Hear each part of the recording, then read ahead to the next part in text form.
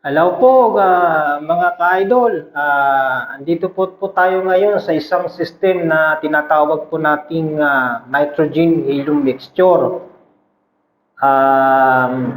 Magkakaroon lang po lang tayo ng konting familiarization o konting payak o mga simpleng pagpapaliwanag paano nag-activate itong cylinder na ito. Yan po ang nitrogen helium mixture. Paano at saan po gamit to?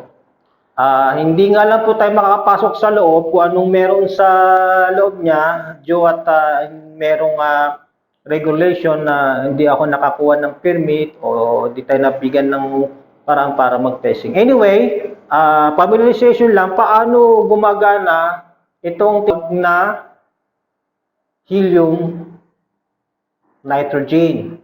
Ano ang trabaho nito? Mapapansin niyo po, meron siyang pressure gauge.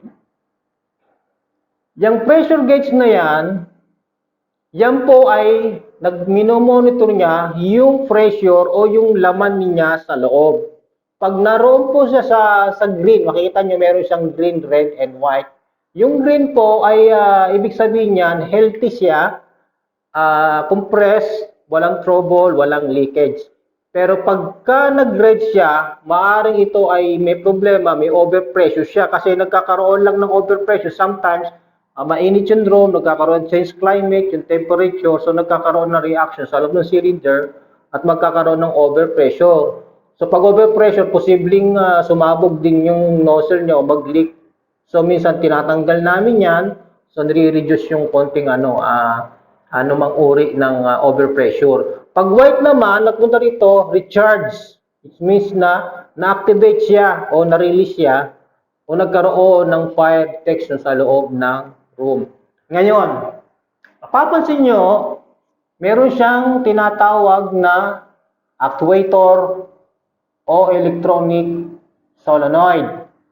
Ang trabaho po nito ay upang magkaroon ng tinatawag na suppression sa loob ng cylinder. Meron siyang pin dyan na kapag ka nakasense ng sunog, i-activate niya po ito, magkakaroon ng big bang dito sa nozzle na ito at para i-open niya ang anumang tinatawag na floppy holders dito sa loob ng nozzle at i-open niya at ipupush naman itong cylinder na ito patungo doon sa high tension room. Ang high tension room po ay andyan po yung mga transformer, andyan po yung mga switchgear. So, napakaganda ng system nitong new system ng nitrogen helium. Comparison po, kasi nung araw kasi, yung mga na-old system po, ang gamit po, hindi po nitrogen. Halon system po siya. Chemical siya na halon. Pero ang kaibahan nung halon to nitrogen helium, yung kasi pong halon, medyo delikado po yung halon system, very harmful siya. Kung magkaroon ng halimbawa accidentally may tao sa loob, nagkaroon ng fire, biglang nag-release yung halon, posible pong mamatay yung tao sa loob ng room. While itong nitrogen na bagong labas, kahit may tao sa loob at nagkaroon ng fire sa loob ng room, papatayin niya lang po yung carbon o anumang uri ng usok o anumang uri ng fire na hindi na magtuloy-tuloy siya. Kahit may tao sa loob, hindi po mahaharm po yung tao sa loob. Ngayon, paano po gumagana ito? Meron po dito tinatawag na control panel. Ayan, yan.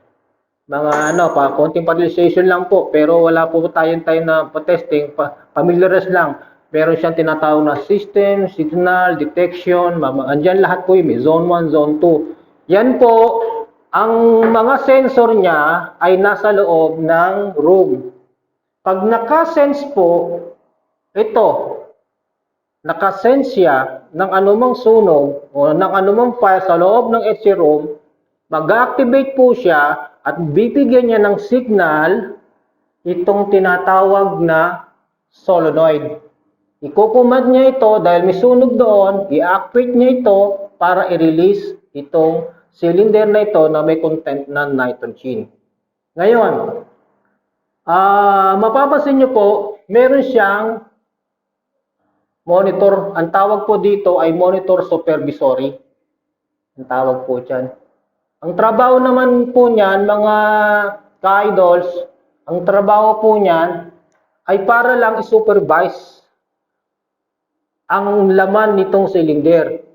Ibig sabihin, anuman ang magkaroon po ito ng pressure drop o ma-release po ito o nagkaroon ng talaga actual fire, magpagkakaroon ng pagbaba ng pressure na ito, so mangyayari po ito, bibigyan niya ng konting signal ng pressure para magbigay ng signal ng trouble uli dito sa panel para sabihin na mayroong problema itong cylinder. Sometimes kasi may mga pangyayari na kung saan ay may mga leakage diyan na sa katagalan accidentally nagkakaroon ng leakage, bumababa yung pressure, so at least namo-monitor niya ang anumang pangyayari sa loob nitong cylinder.